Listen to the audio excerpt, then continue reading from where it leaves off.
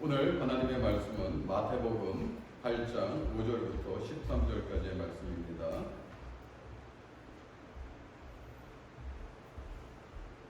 성경을 지참하지 않으신 분은 스크린을 참고하여 주시기 바랍니다.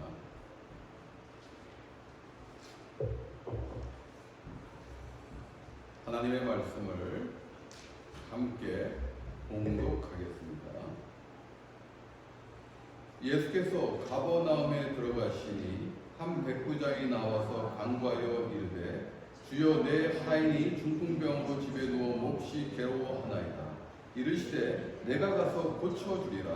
백부장이 대답하여 이르되 주여 내 집에 들어오심을 나는 감당하지 못하겠사오니 다만 말씀으로만 하옵소서. 그러면 내 하인이 낫겠사옵나이다.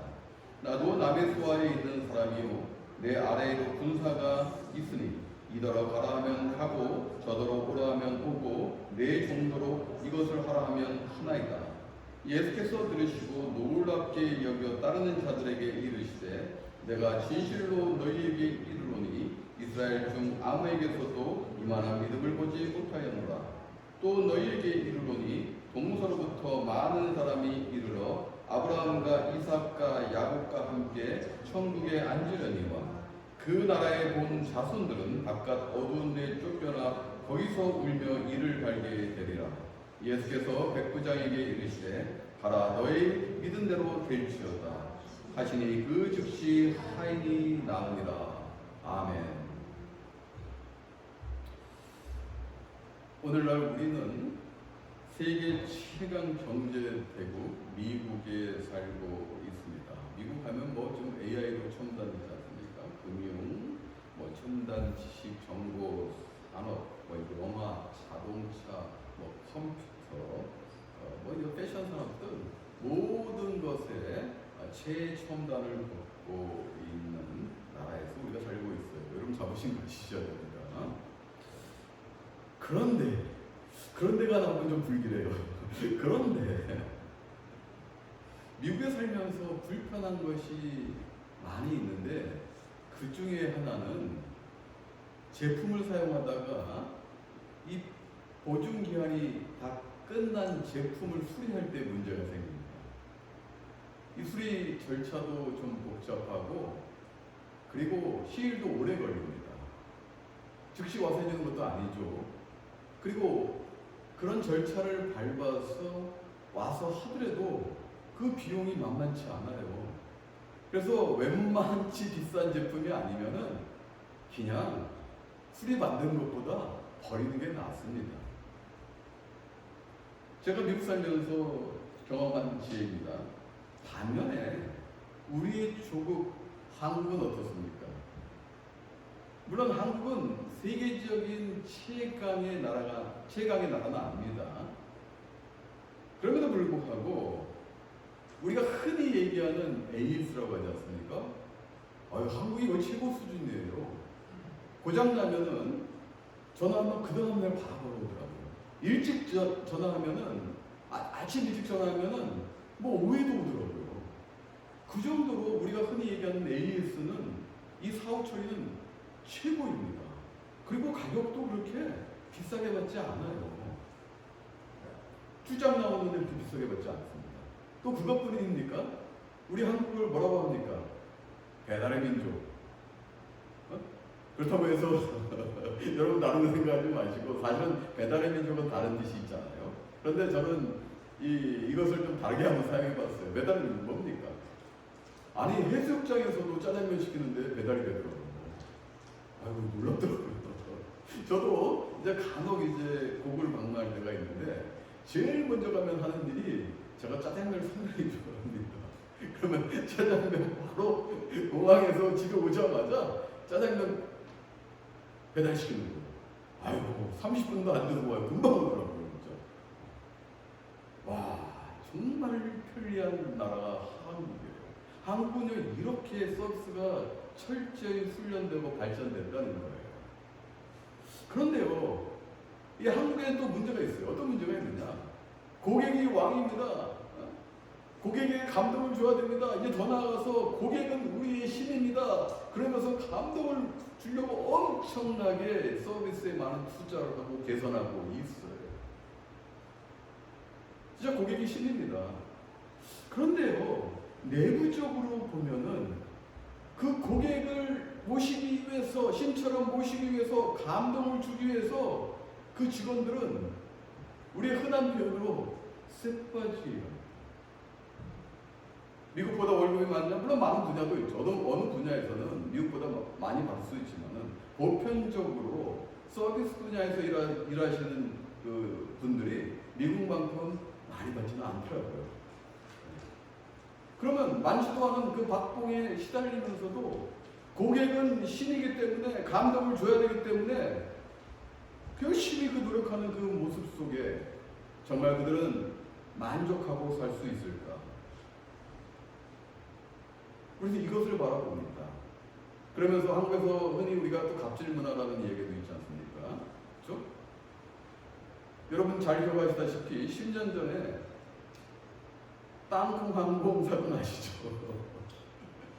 예? 한국을 대표하는 굴지의 항공회사 부사장이 기내 이 승무원들의 그 서비스 때문에 뉴욕 공항에서 나갔던 비행기를 다시 회항시킨 사건이 있었습니다.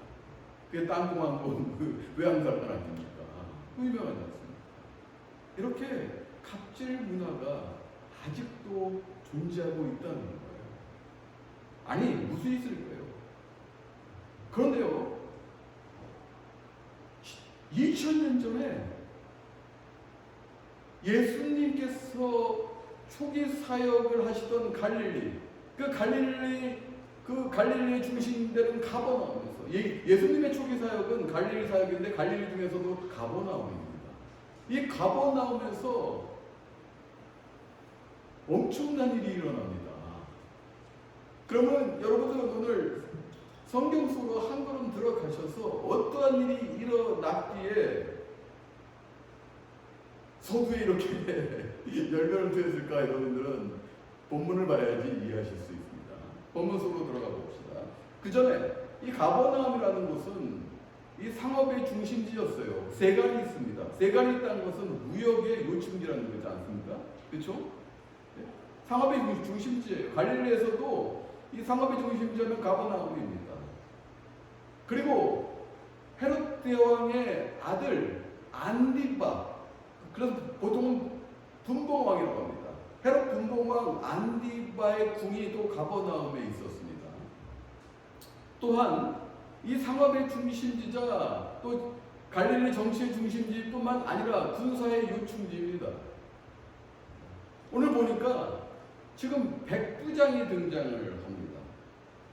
여러분, 이 백부장은 로마의 엘리트 장교입니다. 100명을 통솔하는 엘리트 장교예요. 여러분들 군대 갔다 오신 분들은 기억하실 수 있을 거예요. 한 중대장 정도 보시면 되는데, 그런데 보통 중대장이 아닙니다. 여러분 생각해 보세요. 그 당시에 미국과 같은 최강의 나라는 로마입니다. 로마 제국의 엘리트 장교예요. 이 엘리트 장교는 출세 가도를 달릴 수 있는 지름길입니다. 이 백부장이 지금 예수님께 지금 나오고 있는 거예요. 예수님께 나와서 지금 뭐라고 지금 강구하고 있냐면은 6절 말씀 보니까 주여 내 하인이 중풍병으로 집에 누워 몹시 괴로워하나이다. 사랑하는 여러분, 여기서 하인이라는 그 원어적 의미를 보면은 이 백부장을 도와서 충실히 집안을 단속하거나 집안 살림을 책임지는 청지기로 볼 수 있습니다. 물론 노예는 아니에요. 그러니까 하인이죠. 우리가 흔히 하는 종은 아닙니다.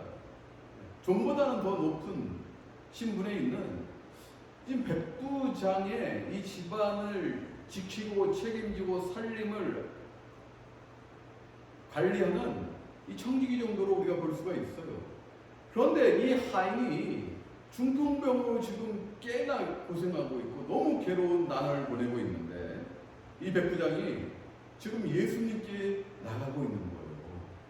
예수님께서 가버나움에 오셨다는 소식을 듣고 마저 예수님의 지금 기적을 많이 베품으로 인해서 병자들이 낫고 있다는 그 소문을 들을 수도 있죠. 예수님께서 갈릴리 사역의 중심지인 그 가버나움에서 많은 병자를 고치시고 하셨으니까 그 소문을 분명히 들으셨을 것입니다. 또 그뿐만이 아니고 산상수훈을 통해서 예수님의 영적인 그 교훈의 말씀을 또 소문으로도 들을 수 있었을 거예요. 그러므로 지금 이 백부장은 이 예수님이 보통 청년이 아니라는 것을 인식하고 예수님께 나와서 주여, 내 하인이 중풍병으로 집에 누워서 몹시 괴로운 나날을 보내고 있습니다. 여러분, 주여라는 이 표현 함부로 쓰지 않습니다. 여러분, 다시 한번 제가 설명하자면은 그 당시 최강국인 로마 제국의 엘리트 장교예요. 예수님은 볼품없는 갈릴리의 유대 청년입니다. 뭐 나이는 정확히 알 수 없지만은 아마 비슷하지 않았을까. 그런데 볼품없는 그 유대 청년에게 나아가서 주여라는 표현을 쓰고 있어요. 주여는 뭡니까? 상대방을 높이면서 부를 수 있는 단어이기도 합니다.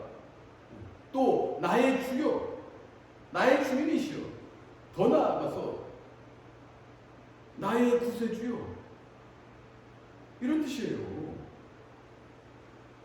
지금 백부장이 사용하는 것은 상당히 예외라는 것입니다. 그 엘리트 장교가 그 유대 청년, 볼품없는 유대 청년, 그 예수라는 사람한테 나가서 주여라는 단어를 지금 사용하고 있다.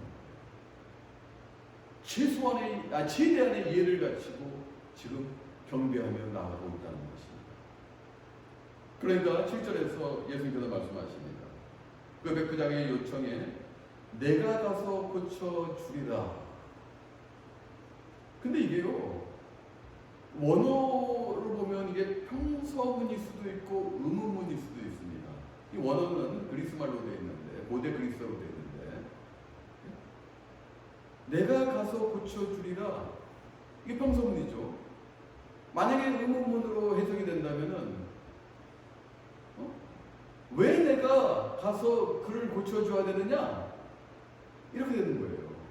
그런데 어떤 경우를 쓰던 지금 내가라는 말에는 많은 의미를 함축하고 있어요. 그 당시 유대인들의 규례에 의하면은 이방인들과 접촉하면 안 돼요. 그 집에 방문해서도 안 되고 같이 식사해도 안 됩니다. 왜냐하면 구원은 유대인에게 있다고 믿고 있기 때문에 그들은 이방인과 접촉하기를 꺼려했어요.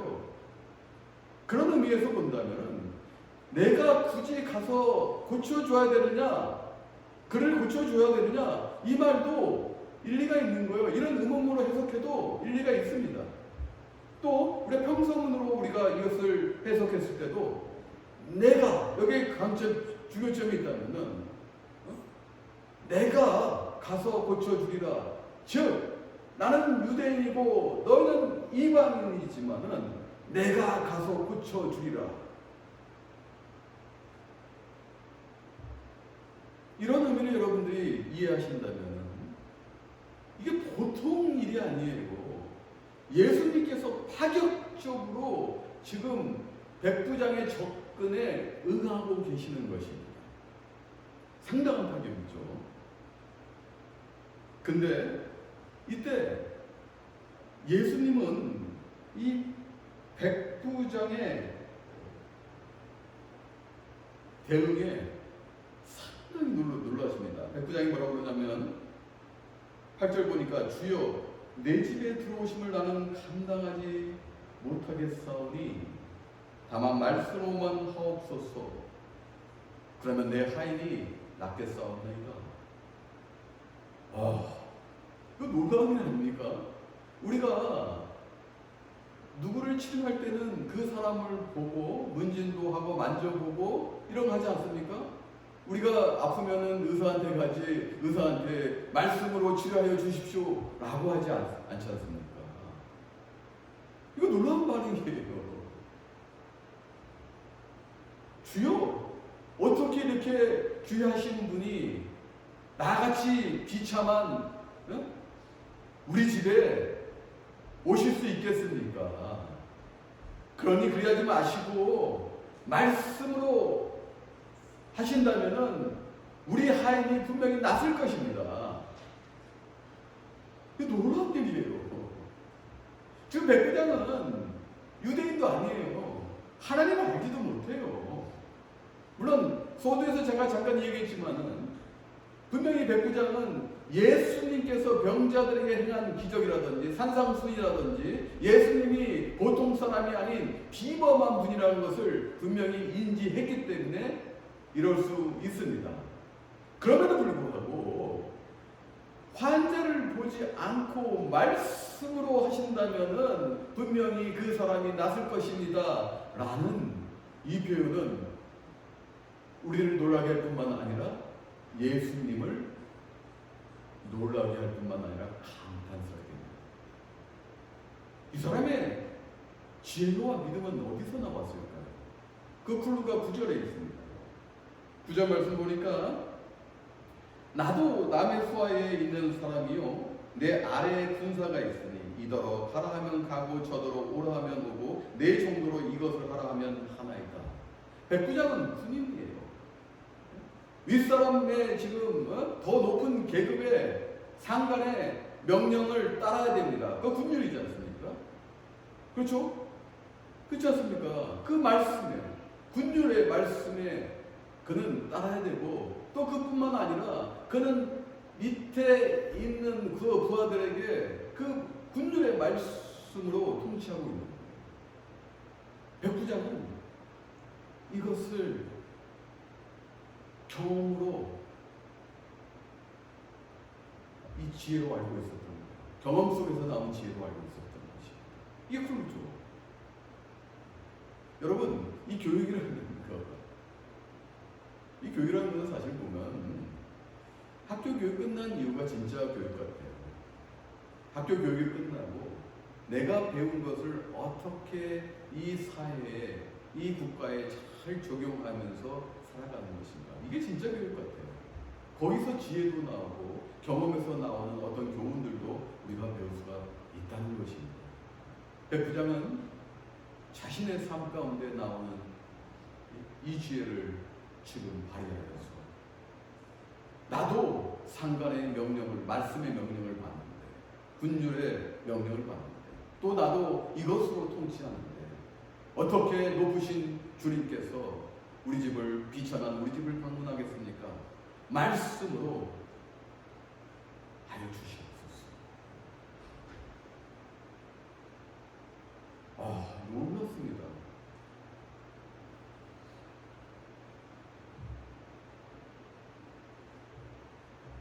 놀라운 이 백부장의 겸손과 통찰력 그리고 그의 삶에서 나오는 그 지혜 그것으로 인해서 지금 예수님께 지금 말씀으로 그 능력으로 그 권능으로 우리 아이를 낳게 하여 주시옵소서. 사랑하는 여러분, 다시 한번 말씀드린다면 이 10절에 예수님은 놀랍게 여겼다고 오늘 성경 본문을 기록합니다. 이것은 다시 우리가 좀 더 깊이 들여다보면 예수님께서 감탄하십니다. 이 백부장의 놀라운 이 대응에 예수님께서 감탄하고 계십니다. 즉 주님을 감동시키고 계시는 거예요. 유대인도 아닌 이방인, 하나님을 알지 못하는 이방인, 그 이방인이 지금 예수님을 주로 모시면서 감동을 주고 있습니다. 백부장은 자신도 아닌 미천한 그 하인을 위해서 주님께 담대히 나아가고 있습니다. 자신의 건강도 아닌 그 하인의 건강을 위해서 긍휼히 여기고 그 영혼을 사랑하는 마음으로 주님께 담대히 나가고 있는, 아무 볼품없는 유대 청년 예수님께 엘리트 장교가 담대히 나가고 있어요. 이것이 믿음입니다. 첫 번째 믿음이에요. 두 번째로 주님께 간절히 간구하고 있다. 물론 간구가 간절히 구하는 것으로 주님께 담대히 나가서 두 번째로 간구하고 있는 것입니다. 이것이 또 믿음입니다. 세 번째로 예수님이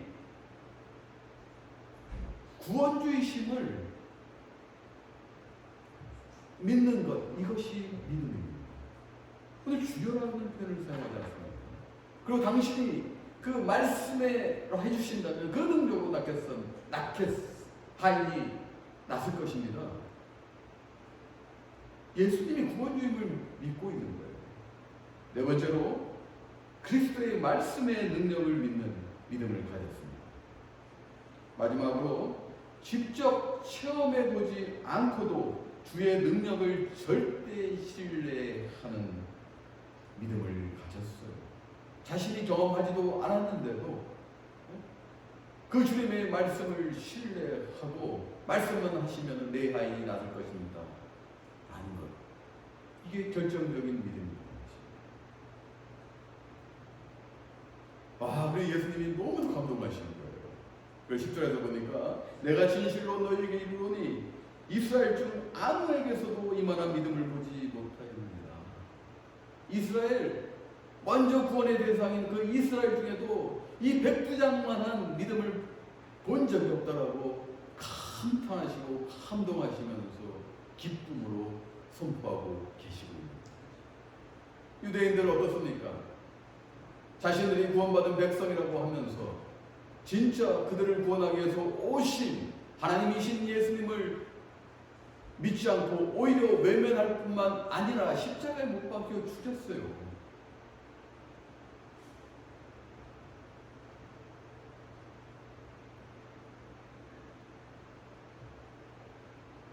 예수님을 감동을 시키기를커녕 오히려 예수님이 십자가에 못 박혀 죽인 그들은 하나님의 백성입니까? 아니면 백부장이 진정한 하나님의 백성입니까?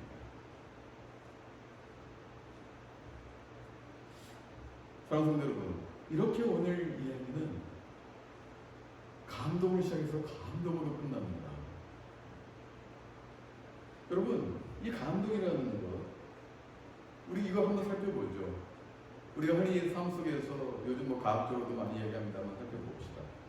우리가 막 억지로 막 웃으라고 하잖아요. 그렇죠? 왜 억지로 웃습니까? 그 유명한 엔돌핀 그 엔돌핀을 생성하기 위해서 옛날에 한때 그 엔돌핀 운동이 있었잖아요. 한국에서 억지로 웃자, 손뼉도 치자, 그런 것들이 있지 않습니까? 그런데요, 사람의 뇌 속에는 여러 가지 뇌파가 나오는데 깨어있는 낮 동안에는 우리 몸에 해로운 베타가 나온답니다. 이것은 100% 사람에게 스트레스를 주는 뇌파입니다. 그래서 오감으로 아무리 좋은 것을 이렇게 바라보고 느끼고 또 좋은 것을 먹고 듣고 본다고 할지라도요, 남는 것은 진정 스트레스와 피곤뿐입니다. 그런데 밤에 잠을 자는 동안에는 알파가 나옵니다. 그러면 엔돌핀이라는 호르몬이 분비되는데 이것은 모든 병을 다 고치는 기적의 호르몬이다라고 한때 우리가 방송에서도 이야기했지 않습니까?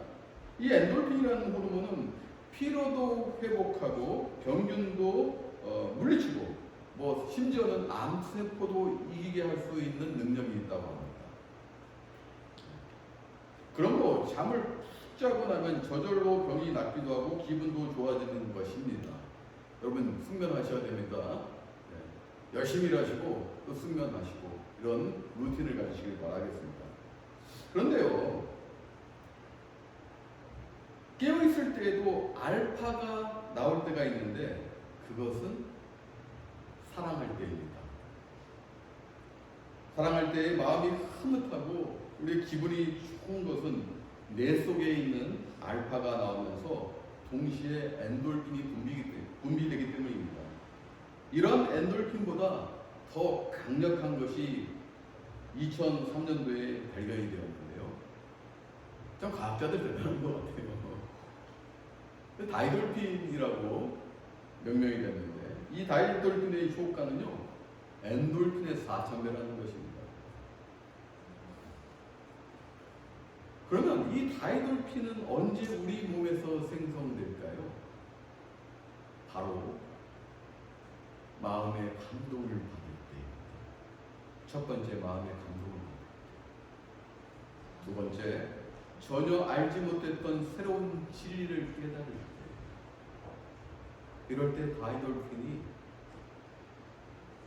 생성이 된다는 거예요. 엔돌핀의 4,000배나 되는 다이돌핀이 생성이 된다는 것입니다. 여러분 잠만 잔다고 낫는 것이 아니라 깨어있을 때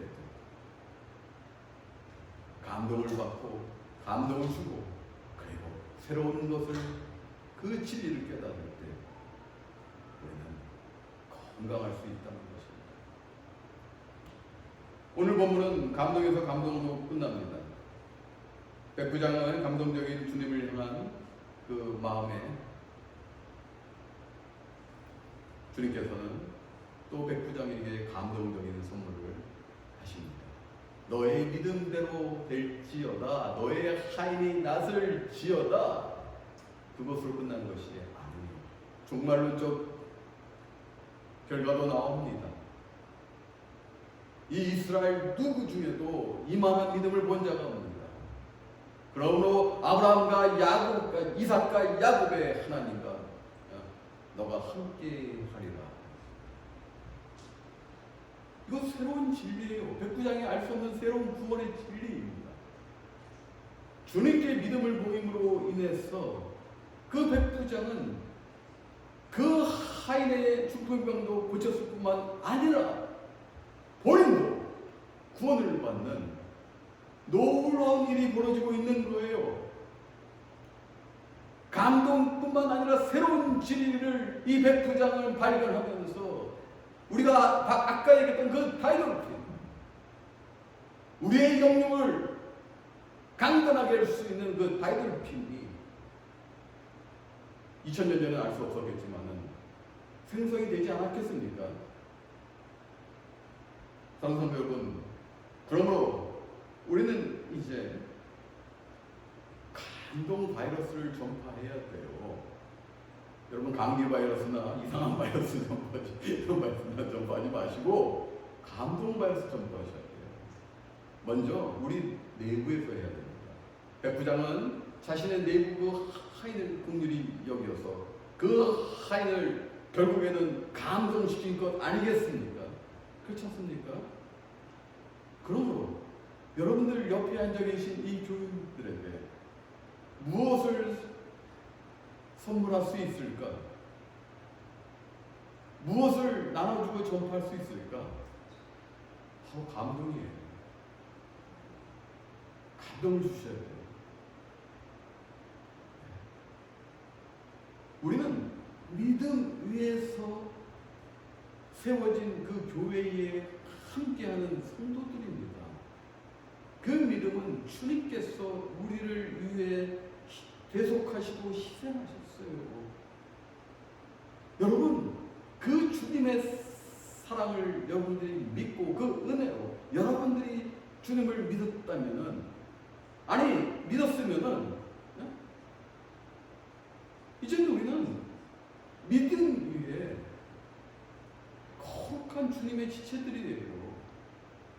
그러므로 그 믿음 안에서 우리는 서로 감동을 줘야 됩니다. 우리는 서로 해하는 존재가 아닙니다. 서로 위하는 존재예요. 배려하고 어떻게 저 성도를 기쁘게 할까? 저 성도에게 감동을 줄까? 어떻게 저 성도를 세워서 더 거룩하고 이 사회에 나가서 영향력 있는 성도로 우리가 받쳐주고 일으켜줄 것이고, 이걸 생각하는 거예요. 이거 나누는 거예요. 작은 것부터, 말부터, 행동부터, 모든 것까지 우리는 감동 덩어리가 돼야 됩니다. 그래야지 여러분들이 감동 바이러스를 전파할 거 아니에요. 그럴 때 교회는 감동의 물결이 흘러 퍼지고요. 교회 오는 게 정말로 신나는 거예요. 기쁜 거예요. 즐거운 거예요. 예배가 너무너무 기대되고 소망의 지점이 되는 것입니다. 난 알바니 건강교회가 이와 같은 교회가 되기를 원하고 될 것입니다. 선포합시다. 될 것입니다. 우리 서로 오늘 주님께서 오늘 백부장의 그 말씀에 감동받고 그리고 다시 백부장의 감동을 주고 그 결과 그 하인까지도 감동을 받음으로 인해서 감동의 이 불길 가운데 얼마나 은혜롭게 이 성경은 기록되고 마감됩니까? 오늘 본문 말씀만 안에서 이러한 말씀에 정말 충실하여서 감동의 성도들 되시고 감동의 교회 되시고 그리고 그뿐만 아니라 이 충만한 감동이 가득한 이 교회의 감동이 흘러 넘쳐서 여러분들 가정, 개인과 가정과 그리고 여러분들 속한 그 사회까지도 전파되기를 간절히 소망합니다. 그러한 교회 됩시다. 그런 교회 됩시다.